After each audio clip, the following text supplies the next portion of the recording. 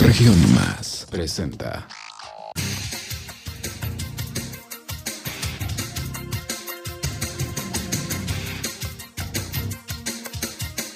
Entorno. Nuestras ideas, nuestros pensamientos.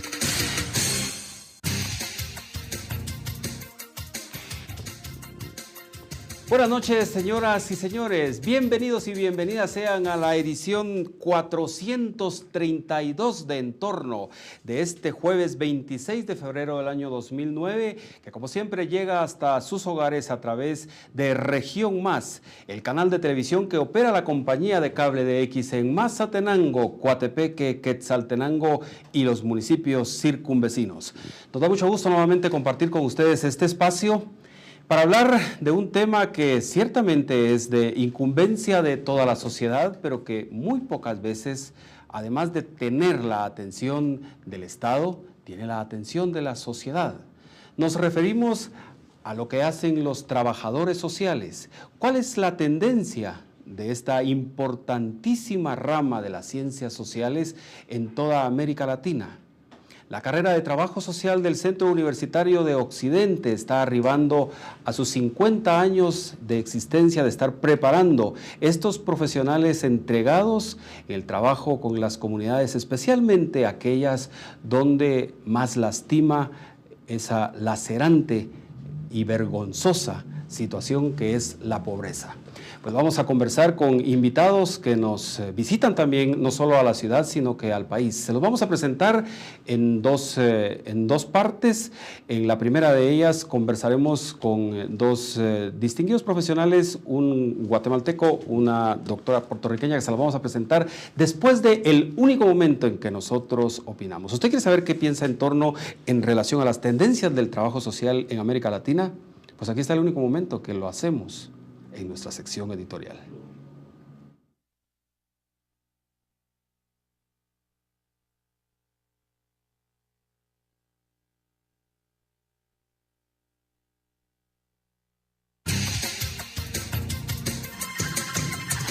Nuestro editorial. En la medida que el modelo económico imperante ha ido integrando millones de personas a la franja de pobreza, se ha evidenciado la necesidad de volver la vista hacia el Estado como la institución única que puede hacer algo por aliviar las penurias de quienes se enfrentan a diario con el hambre y la enfermedad. Pero los 40 años que han dilatado los desmanteladores del Estado no se pueden revertir en poco tiempo, ya que las instituciones fueron debilitadas y puestas a la venta por postores infames que se las quedaron por una nada y que a la hora de entrar en crisis como la actual, se sientan a lloriquear una ayudita estatal. El mundo de hoy reclama un trabajo social en las comunidades desprotegidas y desamparadas, pero para que no sea un asistencialismo espurio, requiere que tal acción sea inserta en políticas públicas derivadas del propio Estado que garanticen continuidad y efectividad para sacar adelante a las personas caídas en las garras de la pobreza. Porque el trabajo social en Guatemala de la época del conflicto armado tenía condiciones muy distintas a las que se viven hoy en día. Para los trabajadores sociales de aquella época, el riesgo estaba alrededor en ser considerados simpatizantes del movimiento guerrillero por el solo hecho de organizar a las comunidades en busca de elevar su participación y exigir sus derechos. Hoy, el riesgo de la violencia indiscriminada, producto del narcotráfico y el crimen organizado, es la que agobia a los trabajadores sociales en las comunidades. Antes, la libertad de expresión estaba proscrita. Hoy es más abierto, pero igualmente no hay quien las escuche ni mecanismos que la hagan valer. Y es por estas razones que la formación de trabajadores sociales solo podía estar en el interés de la Universidad de San Carlos, pues es una carrera cuyo ejercicio se asemeja más a un apostolado como el magisterio y cuyas retribuciones materiales son poco atractivas. Esta situación ocasionaba que la matrícula para una carrera como esta no fuese comparable a la que tenían aquellas cuyo objetivo final estaba coronada de éxitos financieros personales. un trabajador social debe insertarse en comunidades alejadas de las urbes y con carencias de los servicios básicos como el agua y la energía eléctrica, sufriendo junto a los habitantes y buscando conjuntamente las mejores formas de administrar la pobreza. La tarea estará cumplida hasta haber sentado las bases de un mejor nivel de vida y entonces parte en busca de otra comunidad para iniciar un nuevo ciclo. Pero la globalización ha traído consigo nuevos aires para una labor como esta, y hay programas públicos que rebasan las fronteras, siendo más exitosos en unos países que en otros. Hay en el país, en estos momentos, toda una polémica por los programas enfundados en el concepto de cohesión social, que seguramente se pueden analizar de mejor forma si son vistos con ojos de trabajadores sociales, y además ayudaría una comparación con los resultados que han obtenido en otros países con dimensiones distintas al nuestro. Pero su raíz es la misma que tenemos nosotros, una pobreza extrema.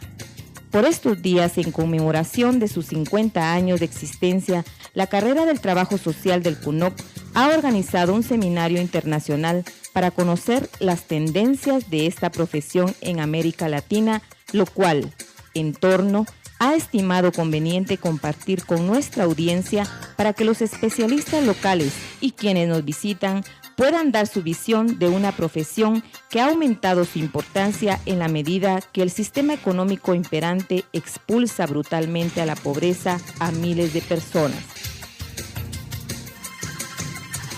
Nuestro editorial. Le damos la cordial bienvenida a los estudios de En torno al doctor Julio César Díaz, trabajador social guatemalteco, y a la doctora Nilsa Burgos, del hermano país de Puerto Rico. Ambos, pues gracias por hacernos un espacio en esta agenda que sabemos que es bastante apretada. Doctor Díaz, dentro del ámbito del trabajo social, ¿usted cuál considera que son en este momento los requerimientos o las necesidades básicas que un trabajador social puede llegar a, si no a satisfacer, por lo menos a coadyuvar en una población determinada? En general, el trabajador social del 2009, ¿hacia dónde debería de ver? Muchas gracias, buenas noches. Es un saludo cordial para todos los trabajadores sociales y para ustedes. Esta es una brillante oportunidad para que podamos compartir realmente que el trabajador social, en principio, pues procede de una profesión universal. Realmente no es una profesión que exista solamente en Guatemala o en Centroamérica, es una profesión universal como primer momento. En segundo, pues en América Latina ha cobrado una importancia muy significativa porque, tal como usted lo plantea, ha habido muchas eras y la era de la globalización nos demanda que nos enfrentemos a nuevos desafíos, a nuevos retos, y el trabajador social para el año 2009 tiene que estar pensando precisamente en el cambio de mentalidad, de actitud y comportamiento, porque no es lo mismo hablar de la pobreza que vivíamos antes del conflicto armado interno, hablar de la pobreza que vivimos ahora, en donde la violencia es uno de los factores, como ustedes decían muy bien en su editorial, que está permeando la labor, aunque no la está limitando, porque realmente el trabajador social está acostumbrado a estar acompañando a la población guatemalteca en sus mayores necesidades. Eso implica que estamos nosotros trabajando con necesidades de salud, de educación, de vivienda, de recreación, de alimentación, etcétera, y nuestra labor va más que todo orientada a apoyarles, a acompañarles, no hacer las cosas por ellos, sino acompañarles para que se organicen y con base a sus propias decisiones emprendan lo que son las soluciones a sus problemas ingentes. Por supuesto, en una triada muy importante: comunidad, familia y Estado. Y precisamente entonces eso me lleva a la siguiente inquietud. ¿Eso quiere decir, doctor, que al final de cuentas sigue siendo el campo de los trabajadores sociales, sigue estando dentro de la función básica del Estado y por lo tanto es, digámoslo así, un quehacer público? Es un quehacer público, pero por lo menos en los planteamientos que hemos hecho en este seminario internacional, se ha dejado mucha claridad que la labor del trabajador social ya no tiene que ver solamente al Estado nacional como tal. Nosotros tenemos que hablar ya de un Estado local, en donde a partir de que intervienen las municipalidades, los COCODE, las organizaciones comunitarias, prácticamente ya hay que hablar también de la formulación de la política pública a nivel local. a nivel municipal o a nivel regional, y de esa cuenta el ejemplo de las mancomunidades creo que es algo muy importante para poder situar esta problemática. Realmente el trabajador social lo que hace es, en primer momento, pues hacer uso de todos sus conocimientos de investigación, de planificación, de organización, para ponerlos al servicio de la población guatemalteca. En sí, estamos acompañando a la población en su situación de pobreza, pero también tratando de dejar ya el diagnóstico, y yo decía en la tarde, el capricho de hacer solo diagnósticos de la pobreza, porque siendo pobres y trabajando con más pobres, nos sentimos empobrecidos. Nosotros queremos ya hablar en el trabajo social guatemalteco de lo que es la creación de riqueza, porque siempre nos lamentamos de lo que no hay, pero también tenemos que saber que la principal riqueza que tiene el país es su población, es su capital social, y a partir de eso nuestro interés fundamental es propiciar la organización de la población para que en conjunto encontremos las soluciones, hablando de un Estado nacional, hablando de un Estado local, y en medio de eso trabajamos también con ONGs, trabajamos con organismos internacionales, de tal suerte que en concreto nuestra labor va al sector público y al sector privado, tanto nacional como internacional. Vamos a volver sobre ese punto, doctor, me parece muy interesante, un cambio bastante significativo, la generación de riqueza desde esta tarea de los trabajadores sociales. Le damos la más cordial bienvenida a la doctora Nilsa Burgos, decíamos, nos visita desde Puerto Rico. Doctora, muy buenas noches, bienvenida al programa. Para rápidamente establecer una conexión con Puerto Rico, Guatemala ha tenido una evolución entre el año 2001 y 2007 en el índice de desarrollo humano. Pasamos de estar en el 61% más o menos de ese indicador al 69%. Eso aparentemente significa 7-8 puntos de avance. No obstante, también pasamos de tener 5,5 millones de pobres a 6 millones, y de esos hay 1.7, 1.8 millones de guatemaltecos en extrema pobreza. Esta es la situación nuestra. ¿En Puerto Rico cómo les va? Bueno, nos va bastante mal. Puerto Rico, creo que saben que es una colonia de los Estados Unidos, y eso nos hace estar muy subordinados a lo que pasa en Estados Unidos. Todo lo que pasa en Estados Unidos pasa en triple en Puerto Rico. Por ejemplo, el desempleo, que saben todos que está aumentado en Estados Unidos, en Puerto Rico está rampante. Y eso trae una serie de consecuencias a la población en general, porque al no tener un empleo, al no tener la posibilidad de un empleo, pues tiene muchísimas situaciones de pobreza, de hambre, de problemas sociales, etcétera, etcétera. Y a mí me parece que un poco, estoy de acuerdo con Julio César, que no es enfocarnos nada más en esa situación. Ahora, en estos momentos nos encontramos bien inmersos en la profesión de trabajo social, tratando de investigar, porque tenemos que conocer la realidad antes de poder trabajar con ella. Y aunque sí sabemos, estamos impactados por eso que estás diciendo y por esa situación que estoy comentando de Estados Unidos, no cabe duda que tenemos que conocer un poco más para trabajar con la población que servimos. Pero quizás sí hay una diferencia sustancial en que, supongo, el Estado como tal en Puerto Rico es mucho más fuerte, más eficaz que el nuestro en términos comparativos. No tan así. No necesariamente, porque recuerda que al ser un gobierno, pero es un gobierno subordinado a Estados Unidos, es decir, que todas las decisiones principales, económicas, políticas, se toman en Estados Unidos, que no toman en consideración realmente lo que está pasando en el país, sino los intereses que ellos tengan en el momento. Por lo tanto, el gobierno de Puerto Rico lo que administra unos programas, que muchos de ellos sí ciertamente reciben fondos federales, fondos de los Estados Unidos, pero eso no hace que haya unas políticas sociales que encaminadas a la igualdad y a atender las necesidades de puertorriqueños. Ellos envían unos dineros, unas directrices de acuerdo a lo que ellos y los políticos, los hacedores de política social en Estados Unidos entienden que es lo apropiado. Así que en ese sentido me parece que es está en una situación más precaria que la que puede estar Guatemala. ¿Pobreza extrema en Puerto Rico? Extrema pobreza, sí, ciertamente. Lo que pasa que es muy disimulada. Una persona va visitante a Puerto Rico y ve tanta infraestructura, edificios modernos, todo parece muy bonito. La pobreza está escondida detrás de esos grandes edificios en situaciones de de vivienda deteriorada, problemas de alcoholismo, adicción. Claro, yo tengo que hacer la salvedad que sí hay unos programas de asistencialismo para que la gente no se acueste sin comer, vamos a decir, para dar un ejemplo extremo de la alimentación. Ciertamente hay un mecanismo que viene de fondos de Estados Unidos, que se le da una tarjeta a la persona que cualifica para que compre su alimentación. O sea que en ese sentido podemos decir que sí hay una diferencia en términos de la extrema pobreza. Doctor Díaz, y entonces ahora veámoslo desde nuestra realidad.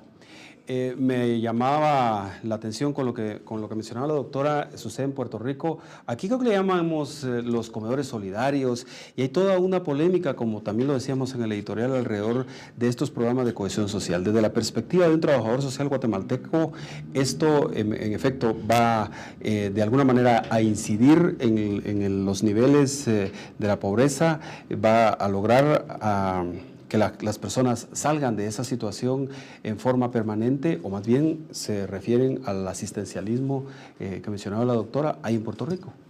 Mire, estos son programas interesantes, pero inicialmente tendríamos que distinguir entre lo que son políticas sociales, en lo que son programas de gobierno, y también hacer la diferencia entre políticas de Estado y políticas de gobierno. Si usted recuerda, digamos, en el gobierno anterior se hablaba mucho del vaso de leche, la refacción escolar y una serie de programas, Creciendo Bien, por ejemplo, y ahora se habla de cohesión social, se habla de Mi Familia Progresa, los comedores solidarios, las carreteras de la solidaridad, etcétera. Yo creo que son más que todo como que lemas publicitarios a través de los cuales el gobierno quiere evidenciar su obra, por un lado. Ahora, dentro de las políticas sociales existen paliativos que se generan coyunturalmente, y creo yo que estos programas a los que usted hace alusión son eso, precisamente paliativos, causados por la situación de pobreza, causados por la situación de crisis y causados también por el programa de gobierno actual. Eso no necesariamente puede llevar a una estabilidad o inestabilidad dentro de una política social, pero sí puede tener el riesgo de causar paternalismo, caer en el asistencialismo, e incluso habría que evaluar directamente con indicadores concretos cuál es la incidencia que se tiene, quiénes son los que asisten a los comedores solidarios, porque en la capital se sabe, por ejemplo, de que hay funcionarios de menor nivel que van, digamos, a este tipo de lugar, como también hay personas que lo necesitan. Entonces, creo que lo importante no es implantar ese tipo de programas, sino darle el seguimiento para ver su eficacia y sobre todo para optimizar la inversión de lo que es el financiamiento público. ¿Coincidiría usted, doctor Díaz, conmigo en relación a que en el país, entonces, más bien lo que hay, lo que existen son políticas de gobierno, más no políticas de Estado, porque van rompiendo la continuidad con el cambio de gobierno, precisamente? Mire, habría que contextualizarlo, porque yo le pondría algunos ejemplos de lo que son políticas de Estado, la política de educación, por ejemplo, la política de competitividad, que son políticas que han sido trazadas, al igual que la de promoción de la mujer, para largo plazo, o sea, tienen metas a corto, mediano y largo plazo, que trascienden, o mejor dicho, atraviesan lo que son varios gobiernos, y eso están formuladas así. Y hay otras que surgen directamente con el gobierno de turno. Entonces, lo que se hace para 4 años como parte de un plan, existiendo no el plan, porque esa es otra cosa, realmente son políticas de gobierno que cuando llega otro trata de decir que no se hicieron bien, las borra, cuenta nueva, etcétera, y por eso mismo es de que la política social no tiene una sostenibilidad de atención a la pobreza. ¿Pero a usted le parece que la educación ha tenido en efecto una consistencia en los últimos 12 años en cuanto a su enfoque, como para que pudiéramos decir que en efecto le es implementada una política pública? Bueno, yo creo que si nos remontamos a la época progresista, desde la Revolución de Octubre, la política de educación ha sido transversal. El problema ha sido, digamos, las flexiones o inflexiones que ha tenido y cada uno de los modismos que le ha dado cada gobierno. Es decir, alguno ha priorizado la educación bilingüe, alguien ha priorizado, por ejemplo, las cuestiones de la organización de los padres de familia, coeducas, pero la política de educación laica, gratuita y obligatoria existe. Entonces yo creo que esos son aspectos importantes porque a veces también se cae en el riesgo de tamizar todo bajo el color de algún partido o qué dirigente está empleando algo, y realmente el Estado tiene políticas interesantes. El problema, siento yo personalmente, es de que no se conocen las políticas públicas que tiene el Estado. Y si vamos a las universidades, poca gente sabe cuántas políticas tiene el país, por ejemplo. Y eso podríamos hacer un gran listado de lo que es, por ejemplo, la política del Infón, que ahí ya podríamos diferenciar entre políticas públicas sectoriales, por ejemplo, que es de salud, vivienda, educación, etcétera. Podríamos hablar de políticas integrales como medio ambiente, competitividad, educación, salud, que habla de salud reproductiva, etcétera, etcétera. Y también directamente la de educación, que habla de educación bilingüe, habla de educación preescolar, o sea, con una serie de facetas. Creo que es bien importante tamizar todo esto y esa es la claridad que aportamos los trabajadores sociales, aparte de otras profesiones, porque realmente en 50 años que tenemos de existencia, tal como usted mencionó en el editorial por parte del Centro Universitario de Occidente, es bien importante dónde nos ubicamos los trabajadores sociales. Creo que el CUNOC ha aportado trabajadores sociales para todo el país, estamos a nivel docente en toda la República de Guatemala, y estamos ocupando cargos de importancia para generar también política pública educativa. Por ejemplo, en la misma Universidad de San Carlos de Guatemala, en donde dirigimos el sistema de estudios de posgrado y que es histórico que un trabajador social en este momento lo ostente. El Instituto de la Mujer, que también genera políticas públicas, dirigida por una trabajadora social, y así podríamos hablar del jardín infantil y de algunas otras instancias que se tienen. Pues también una de las tareas que está encomendada a los trabajadores sociales en nuestro país es la organización comunitaria como el primer paso para tener algún nivel, algún grado de participación ya en la vida de los municipios y del país en general. Esto todavía en un país como Puerto Rico puede decirse que es una acción y una función del trabajador social. Sí, por supuesto. De hecho, en nuestra carrera profesional de maestría tenemos la área de concentración.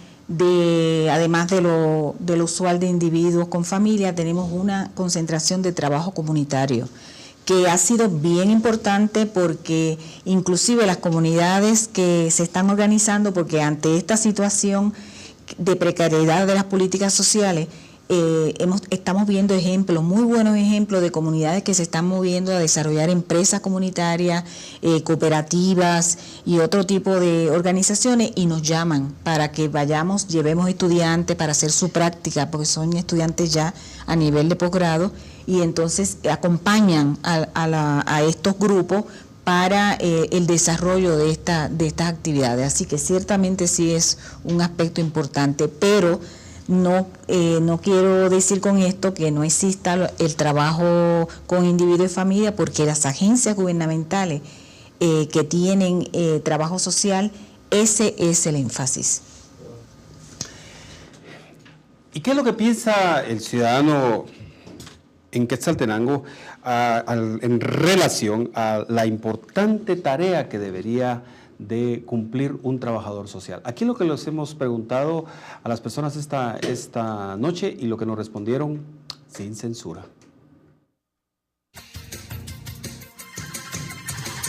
Sin censura. Donde ellos sean autogestores de su propio desarrollo, aprendan a hacer las cosas por ellos mismos y luchen ellos por construir un mejor nivel de vida. Es trabajar por las personas, especialmente organizándolas, investigando, evaluando. El trabajador social tiene un carácter humanista científico que está orientado a solucionar estas problemáticas. Su compromiso social con las comunidades, sobre todo rurales. Sin censura. La opinión de los ciudadanos y las ciudadanas parece que está claro. Me parece bien, yo creo que eso realmente es el desafío. Bueno, 50 años se dice fácil, pero realmente se ha aportado mucha ciencia, mucha investigación, mucha propuesta, realmente mucho acompañamiento a las comunidades. Yo quiero comentarle que, por ejemplo, la época de los 80, cuando estudiamos acá en Quetzaltenango, fue muy difícil, pero aún así se mantiene un buen grupo de colegas en toda la República, afrontando las condiciones infrahumanas, digamos que eso implica movilizándose todavía a pie, movilizándose en la forma en que se pueda para trasladarse a las comunidades. Nosotros creemos que nuestro trabajo está precisamente basado en tres cosas. Uno es la conciencia social, dos son las necesidades y precariedades de nuestro país, y tres está en nuestro espíritu de lucha y sobre todo nuestra creencia que Guatemala merece un futuro mejor. Para ampliar un poco ese punto que tocábamos al principio, doctor, y me parece muy interesante, cómo es que un trabajador social moderno se puede involucrar también en la generación de riqueza. ¿Cuáles son las líneas, las grandes líneas que ustedes están trazando intelectualmente hablando para que los estudiantes, pues en el momento en que les toque llegar al campo de la acción, puedan concretar esta tarea que a mí me parece fundamental? Vea, todo el sistema capitalista ha ofrecido muchos modelos de desarrollo a lo largo de su historia y todos estos modelos han tenido una gran deuda, tienen una gran deuda con la humanidad. Todos nos han ofrecido que al llenarse la copa de champán se va a derramar y que al derramarse se va a dar el beneficio social y todos vamos a ser contentos y felices. Realmente ante estas fallas hemos pasado de creer que el desarrollo es universal y que es solo un tipo de desarrollo, a creer en el desarrollo local, a creer en el desarrollo del territorio, de la región, para partir de las capacidades, las competencias y los recursos que tiene cada una de las comunidades, cada una de las regiones, y de ahí viene el surgimiento, por ejemplo, de mancomunidades, de proyectos regionales, de proyectos comunitarios. El factor fundamental es la gente. La confianza, las interrelaciones, el capital social, la creencia en ellos mismos, la cooperación, la solidaridad, y eso hace que se aprovechen los pocos recursos que se tienen y a partir de ello, empresas cooperativas, por ejemplo, asociaciones de cualquier tipo, pueden empezar a generar, digamos en Sololá, hay muchos casos ilustrativos de eso, que donde ya las mujeres producen champú, lo exportan, hay otras maquiladoras que han empezado así, etcétera, y entonces cuando se va sintiendo, se va partiendo de una MIPYME, pero se va llegando realmente a un proceso competitivo de sumo valor. Lo más importante es que se puede generar empleo a nivel local, se puede generar un ingreso digno para la población y aquello que anteriormente se despreciaba. Por ejemplo, cuando uno pasaba por la costa sur del país, supervisando EPS, veíamos las grandes alfombras de mango, para citarle un ejemplo.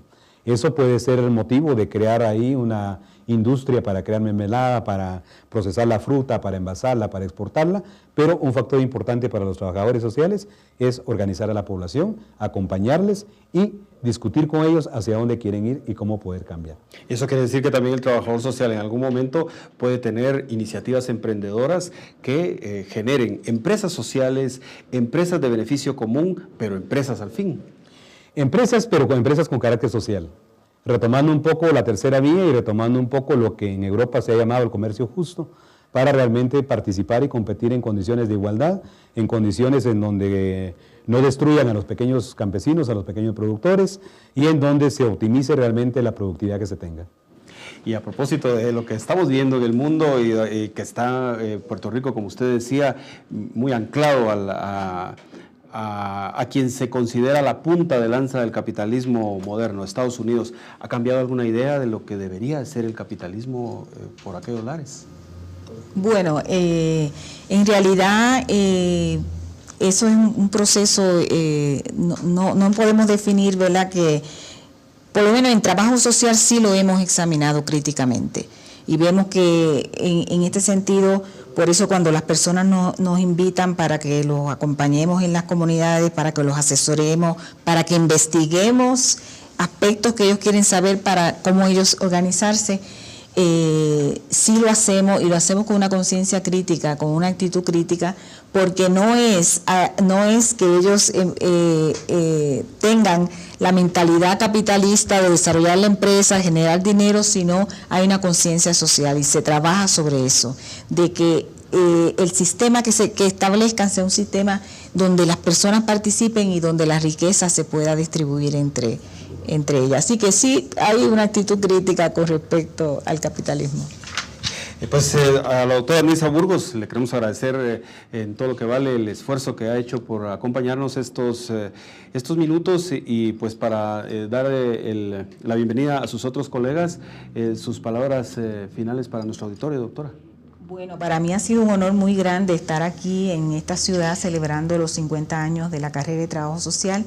Nuestros planes son de seguir intercambiando información, que podamos, que guatemaltecos y guatemaltecas puedan también ir a Puerto Rico, aportar sus ideas, sus iniciativas y nosotras continuar, ¿verdad?, en ese proceso. Inclusive se está ya gestionando un convenio entre la Universidad de Puerto Rico y la Universidad de San Carlos. Qué bueno eso. El doctor Julio César Díaz, decíamos, el responsable de la carrera de trabajo social a nivel, entiendo, del campus central. Además nos decía el responsable de los posgrados para toda la Universidad Nacional. Doctor, muchas gracias por los minutos dispensados, sus palabras finales para nuestro auditorio. Bueno, pues un saludo cordial para ustedes, un abrazo fraterno para todos los trabajadores sociales egresados del CUNOC, a todos los docentes, exdocentes, a todos sus estudiantes. Decirle a la población guatemalteca que cuando hay un trabajador social hay una esperanza. Que hay una esperanza que puede ser realidad cuando toman la decisión de actuar, de participar, de activar y realmente de ver los problemas en conjunto. No hay que esperar que el Estado solucione todo, hay que hacer una participación proactiva y propositiva y pues nosotros desde el Sistema de Estudios de Posgrado, que es donde estamos actualmente, estamos emprendiendo todo este tipo de labores, trayendo a personalidades como la doctora Burgos, el doctor Montaño, la doctora Sánchez y la maestra Molina de Costa Rica, y la idea es precisamente abrirnos al mundo y que el mundo se abra a nosotros. Creemos en una globalización, pero una globalización humanizada, una globalización que nos permita hacer cambios y sobre todo pensar no solamente en el fatalismo, sino pensar en la proactividad, en donde nuestro pueblo no puede seguir bajo la violencia y la desesperanza, sino con esperanza de vivir mejor. Gracias al doctor Julio César Díaz, y aquí tenemos que hacer la primera pausa en esta que es la edición 432 de Entorno. Estamos conversando acerca de las tendencias del trabajo social en América Latina en el marco del 50º del trabajo social acá en el CUNOC. En 2 minutos estamos de vuelta para presentarles a nuestros próximos invitados. No se vayan. Ya regresamos con más de Entorno, nuestras ideas, nuestros pensamientos. Estamos conversando esta noche acerca de las tendencias del trabajo social en América Latina en el marco del 50º de la carrera de trabajo social del Centro Universitario de Occidente. Y para esta segunda parte del programa nos acompañan el doctor Carlos Montaño de Brasil y la doctora Lorena Molina de Costa Rica. A ambos les queremos agradecer pues también los minutos que nos dispensan para pues trasladar sus experiencias y sobre todo la realidad que en sus diferentes países se vive en relación al trabajo social. Brasil es la 10ª economía del mundo y ciertamente un país con una inmensa riqueza, recursos naturales, etcétera. No obstante, también sus indicadores de pobreza hacen creer que también son necesarios los servicios y el trabajo de digamos, la acción de los trabajadores sociales. ¿Esa es una percepción correcta, doctor? Claro que sí, y justamente esa característica de ser efectivamente una gran potencia y tener una pobreza tan aguda y tan presente muestra otro lado, el más triste de Brasil, que es uno de los países más desiguales del mundo. Es decir, el hecho de ser un país rico y tener tanta pobreza significa que hay una desigualdad de distribución de renta, hay por lo tanto una riqueza que es acumulada en algunas manos y una pobreza que se extiende. Esto es una característica, yo diría, no de Brasil, sino de nuestras sociedades capitalistas. Es decir, el sistema capitalista es un sistema cuyo desarrollo significa o promueve también la desigual distribución de renta, la producción de bienes por parte de los trabajadores y la apropiación de bienes por parte de los dueños del poder, de los dueños del capital. Esto es particularmente grave en Brasil y demanda la lucha por la manutención, por la conquista de nuevos derechos sociales, de políticas sociales y fundamentalmente estatales, que es la institución que tiene la capacidad de recaudar los recursos de la población y destinarlos a través de políticas sociales y servicios sociales. Un último comentario sobre esta pregunta es que mucho se habla de que el Estado no debe intervenir para socorrer la pobreza, no debe intervenir para brindar servicios, para transferir bienes para la población más humilde, para la población trabajadora, para la población empobrecida, porque esto sería paternalista, asistencialista, etc. Pero cuando el capital está en crisis, cuando los bancos están en crisis, nadie cuestiona los 800 billones de dólares que surgieron, que están ahí, los tiene el Estado y que los gobiernos norteamericanos y de tantos otros países que están sufriendo con la crisis destinan para socorrer a los bancos, para socorrer a las empresas privadas. Entonces esto nos muestra un poco el carácter tenso y contradictorio de nuestras sociedades.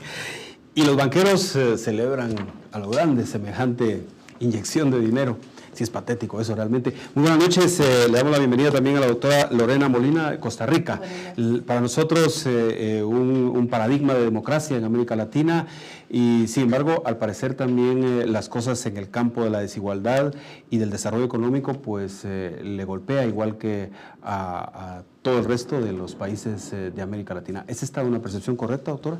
Así es, aunque Costa Rica tenga una centenaria tradición de regímenes democráticos, no es una isla en el ámbito de las relaciones económicas y sociales, es una sociedad articulada a nueva producción capitalista y en consecuencia la desigualdad social también allí se refleja. Lo que cabría destacar es las características que ha tenido el desarrollo del Estado costarricense.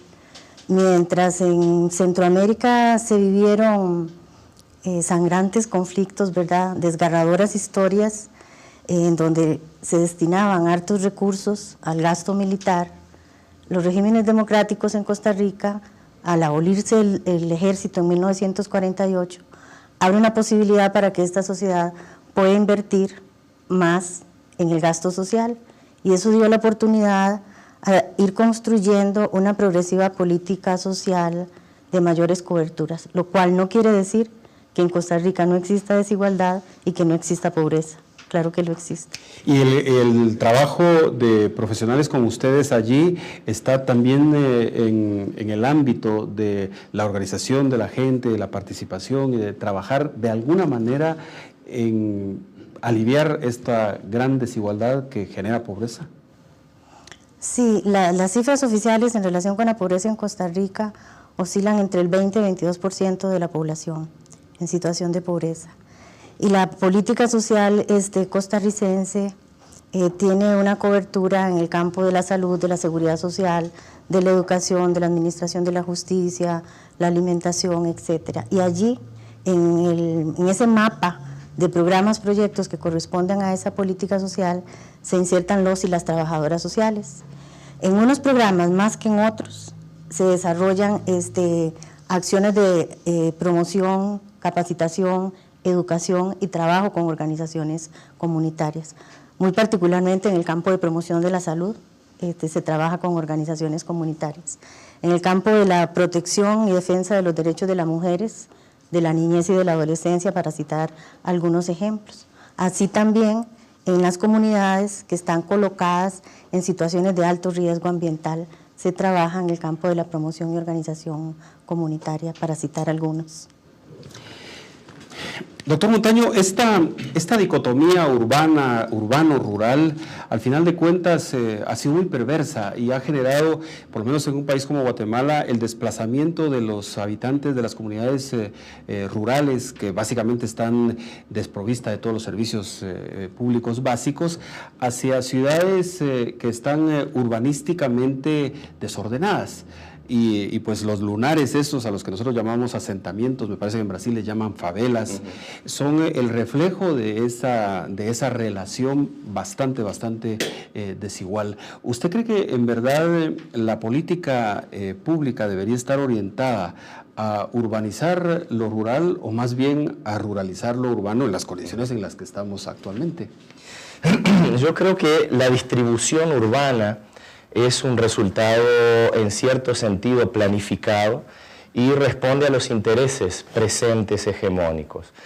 Se debe pensar que con el desarrollo de la urbanización, en primer lugar, se consigue separar los espacios de producción de bienes y servicios, el espacio industrial, separado de las áreas de concentración de habitaciones, de viviendas de la población trabajadora, que por su vez es separada del espacio residencial de los más pudientes, y por otro lado, de alguna manera, también separado del mercado. Todo esto es muy reciente y es producto del desarrollo industrial. Antiguamente, industria, consumo, lugar de vivienda del trabajador y lugar de vivienda de los dueños de las industrias era en el mismo espacio. Entonces, esto ya es un producto de la intervención estatal como instrumento también y particularmente de los intereses hegemónicos. Por algo se dice que son hegemónicos porque hay clases o fracciones o sectores de clases que controlan el poder económico y el poder político y de alguna manera reflejan sus intereses en el ámbito del Estado de forma fuerte. Ahora, lo que se ve es que ese desarraigo, esa migración de lo rural para lo urbano, del campo para la ciudad, en un determinado contexto estaba vinculado a la expansión industrial. La gente salía del campo y iba a trabajar en las industrias. Hoy, la propia industria, con el desarrollo tecnológico apropiado por el capital, etc., tiene también una reducción de la fuerza de trabajo necesaria. Las industrias precisan de menos trabajadores porque tienen máquinas más potentes, más poderosas. Y esto significa que el desarraigo rural, la migración rural-ciudad, conlleva la miseria y la pobreza. Sectores que salen del campo, que salieron del campo para las ciudades, se encuentran que en las ciudades no hay trabajo. Y eso va a establecer los cinturones de miseria que hay en todos nuestros países. Inclusive la globalización ha traído esto, en los llamados países centrales. Esto es una característica que hoy, con diferencias, no aqueja apenas a nuestros países latinoamericanos, sino también a los países centrales. Véase, por ejemplo, la periferia de París, la manifestación, la presencia de trabajadores inmigrantes, en ese caso inclusive de otros países, que no encuentra empleo o que encuentra subempleo allá. Más de 2 millones de personas, doctor. Claro. Eso es una cosa impensable para una ciudad como París, pues, por ejemplo. Juan Carlos López, en la zona 1, tiene una inquietud. Él pregunta, ¿por qué creen que se sigue viendo al trabajador social como alguien que simplemente asiste y no como esa parte tan importante para el desarrollo del país? Él considera que esto es en demérito del trabajador social. Bueno, porque originariamente una de las primeras tareas que asume el profesional en trabajo social tienen que ver con el campo de la asistencia social, lo cual no desmerece la profesión, porque la asistencia social, entendemos nosotros, es un derecho de toda aquella familia, de todos los miembros de la clase trabajadora que no tienen acceso a un trabajo que le permita satisfacer sus necesidades. En tanto la sociedad no le provea de un trabajo, tiene derecho a tener asistencia social. Ese es uno de nuestros campos de competencia profesional, en el sentido de asistencia social como derecho de la ciudadanía que está excluida del mundo del trabajo. ¿Y usted como trabajadora social, doctora Molina, cree que la función de generar trabajo es una función que también le es inherente al Estado, o más bien eso, como hasta ahora ha parecido ser, una acción que se le deja al campo de la empresa privada?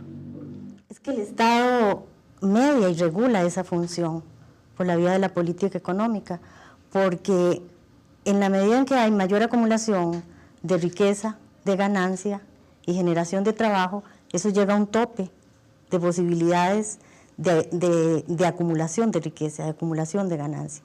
En el momento en que se llega a ese tope y ya no es funcional esa cantidad de empleo para la empresa privada, el principal mecanismo para volver a recuperar ganancia es el desempleo. Y el Estado media en esos procesos, como media por la vía de la política laboral, por la vía de la legislación laboral. Tanto así que en los años 90 el tema de la flexibilidad laboral incursiona en el campo de la legislación social laboral en muchos de los países. La flexibilidad laboral que va a permitir que el trabajo estable con protección social no sea la característica fundamental de la contratación de la fuerza de trabajo. Pero ¿cómo se explica que, por ejemplo, la OIT recoja una cuestión de esa naturaleza? Hay una declaración, un acuerdo que están firmando ahora todos los países. Aparentemente, esto tampoco tenía solo su génesis en una corta visión de los políticos, sino que hay algo más detrás de eso. Y bueno, de la misma manera la Declaración Universal de los Derechos Humanos, ¿verdad?, que coloca a los seres humanos en condición de igualdad, pero la posibilidad de realización de eso también es cuestionable porque está asentado sobre la desigualdad social. Entonces, el manejo de la política laboral y de la legislación laboral responde a intereses del capital y responde también a contención de la movilidad de la movilización de la fuerza de trabajo y el reclamo de sus derechos. Es una tensa relación. Don Lisandro López en la zona 3 tiene una inquietud que se la vamos a trasladar al doctor Carlos Montaño al volver de la última pausa en la edición de este programa. Él pregunta que qué piensa sobre los programas que existen en países como Cuba y Venezuela. Ya volvemos, en 2 minutos estamos para la parte final de este interesante programa de Hoy en Entorno. No se vaya. Ya regresamos con más de Entorno, nuestras ideas, nuestros pensamientos. ¿Sabías que en la Cuna de la Cultura solo un 20% de la población lee? Un 10% de la población lee solo porque le gusta. El otro 10% de la población lee porque se lo indican los profesores y el otro 80% de la población simplemente no lee. ¿En qué porcentaje estás tú? En Librería Oikos contamos con más de 1000 títulos, imagínate, más de 1000 títulos, todo lo que puedes saber. Contamos con libros infantiles, novelas y todo lo que quieras. Todos los libros al mejor precio. Ven y visítanos en Plaza Ciani.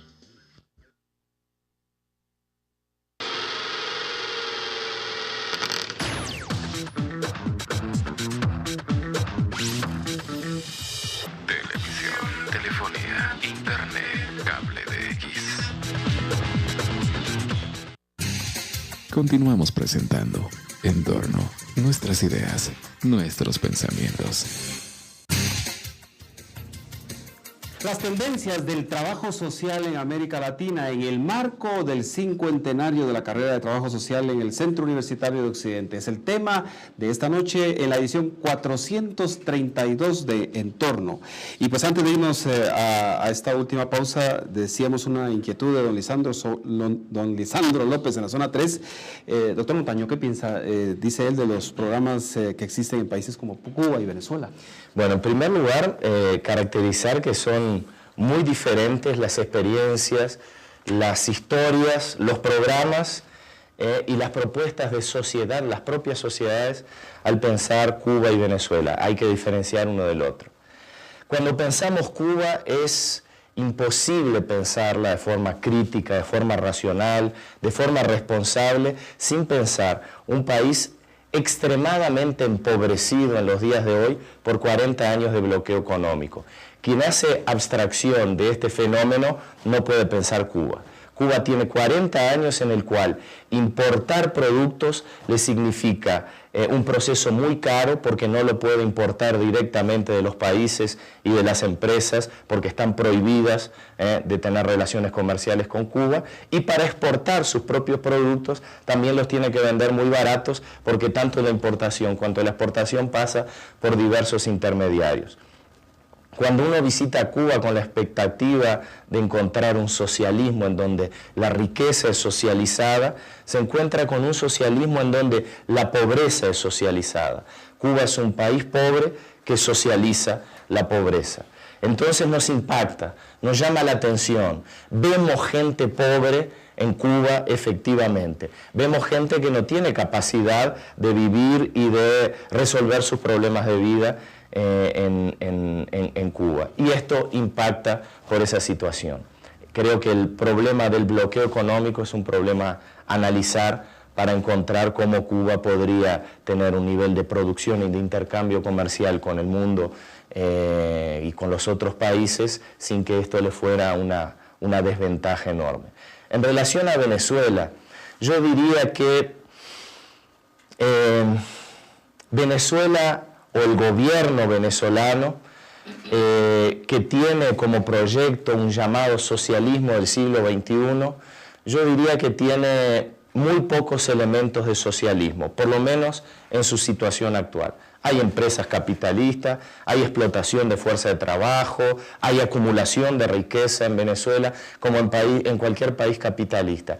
Pero tiene un gobierno que tiene, más allá de ciertas características a veces de truculencia, efectivamente Hugo Chávez tiene una manera de comunicarse con la población y de tomar algunas decisiones intempestivas, pero más allá de esto es un gobierno que enfrenta el imperialismo norteamericano y esto impacta al mundo capitalista civilizado, ¿no? Lo mismo ocurre con Evo Morales o el gobierno boliviano, lo mismo está ocurriendo con el gobierno ecuatoriano, etc.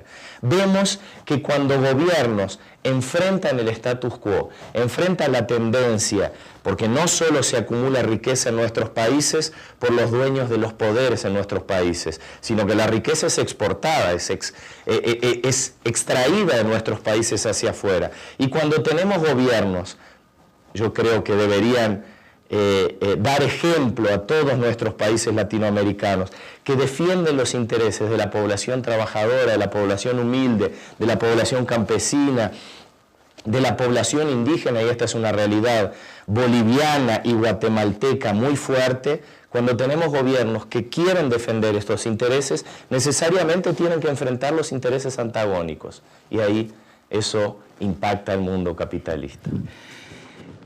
Y bueno, ya vamos llegando al final de este interesante programa. Pero doctora, antes de terminar, pues Costa Rica también está casi limítrofe con toda esta turbulencia que decía el doctor Montaña en relación a la América del Sur.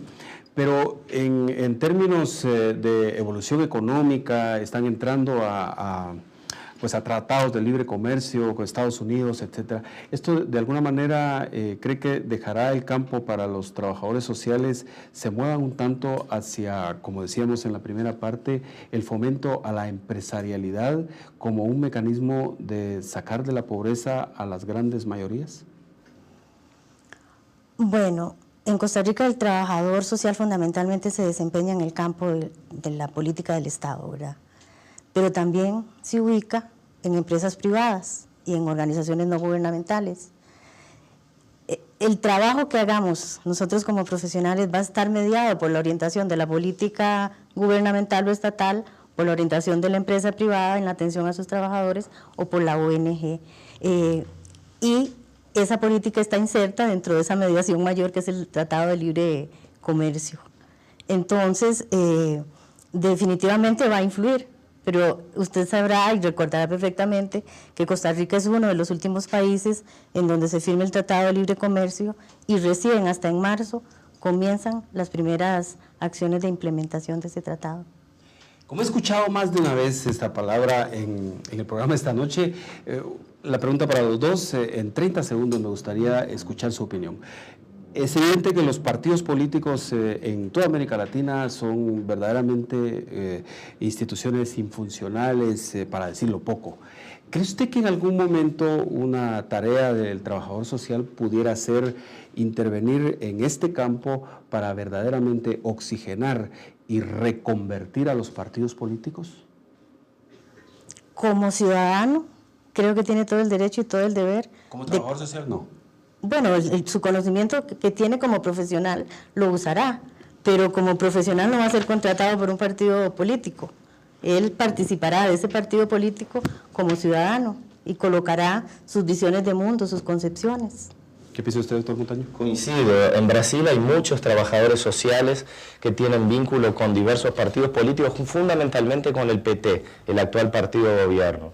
Y sus vínculos son ideológicos, no profesionales. Se vinculan a este partido por coincidencias con los determinantes ideológicos del partido y no por su condición de profesional, a pesar de que lleven también sus conocimientos profesionales y contribuyen con ellos para el partido. Ahora la pregunta, porque parece ser que toda esta desigualdad que hemos generado, que han generado más bien durante todos estos años, lo que usted ha denominado grupos hegemónicos, son precisamente porque hace falta un cambio y los cambios solo se pueden generar en el campo de la política gubernamental. Ahí es donde se toman las decisiones, dónde se invierte, dónde no se invierte, dónde se cobran impuestos, dónde no. Por ese lado, ¿no cree usted que le hace falta oxígeno a los partidos políticos y podría ser un interesante campo, pero ya de acción propia, de estudio propio del trabajo social? Claro, pero en el Estado es donde se toman las decisiones, pero esas decisiones se toman a partir de intereses, y esos intereses están representados según las fuerzas sociales y correlaciones de fuerzas sociales. Es decir, la población, sus diferentes clases, movimientos sociales, dentro de ellos los trabajadores sociales también, de diversas formas vinculados a ellos, presionan para una o para otro lado en cada decisión. Yo creo que se precisa oxígeno para que la sociedad civil o en la sociedad civil se revitalicen los movimientos y organizaciones sociales que tengan un contenido popular de defensa de los valores del trabajo, de los indígenas, de los negros, de las mujeres, de los homosexuales, etcétera, etcétera, y fundamentalmente articulando todas estas particularidades en un proyecto que busque una sociedad más justa, una sociedad sin explotados y explotadores. A la doctora Lorena Molina, que nos visita desde Costa Rica, muchas gracias por los minutos que nos ha dispensado. Hemos llegado al final del programa. Sus palabras finales para nuestro auditorio, doctora Molina. Bueno, muchas gracias por la oportunidad de poder compartir con un auditorio mayor y reiterar la felicitación a la carrera de Trabajo Social de la universidad acá en Quetzaltenango. Muchas gracias y buenas noches. La doctora Lorena Molina, participante del Congreso en la carrera de Trabajo Social y que nos visita, decíamos, de Costa Rica, y al doctor Carlos Montaño de Brasil. Muchas gracias, doctor, por estos minutos que nos ha dispensado en medio de una actividad intensa académica, y sus palabras finales para nuestro auditorio. Claro que sí, yo agradezco esta oportunidad también de poder hablar a un auditorio mayor, y las palabras, como ya fueron dichas en la primera parte, palabras de aliento, de que es posible un mundo mejor, un mundo con justicia, un mundo sin desigualdad social. Precisamos organizarnos y luchar por él. Gracias al doctor Carlos Montaño, que nos visita desde nuestro hermano país de Brasil. Las tendencias del trabajo social en América Latina en el marco del 50º del trabajo social del CUNOC. Ha sido el título del programa de esta noche, un programa que para mí ha tenido un especial agrado conducir y producir, pues mi difunto papá era trabajador social y mi mamá, que aún vive, también es trabajadora social, así que seguramente estos temas siempre fueron parte en mi niñez de la sobremesa. Muchas gracias a ustedes por habernos acompañado y dispensado estos minutos, y deseamos que la actividad académica pues termine con el éxito esperado. Para la próxima semana, pues ya ha entrado en vigencia la conocida como Ley Antitabaco, la ley que se ocupa de los espacios libres de humo, y aquí estarán uno de los responsables de haber impulsado esta ley que pasara por el Congreso de la República, y nos contará qué es lo que piensan hacer para que se haga valer y este no sea otro instrumento aprobado en el legislativo, pero improductivo e infuncional a la hora de ser aplicado. En punto de las 8 de la noche por Región Más y por Cable DX. Hasta entonces, muchas gracias, muy buenas noches, que descansen.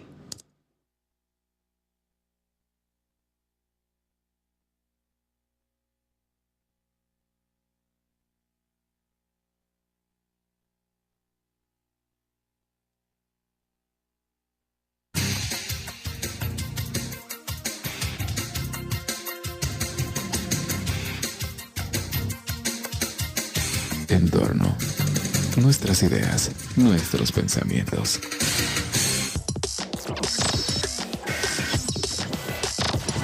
Región Más presentó.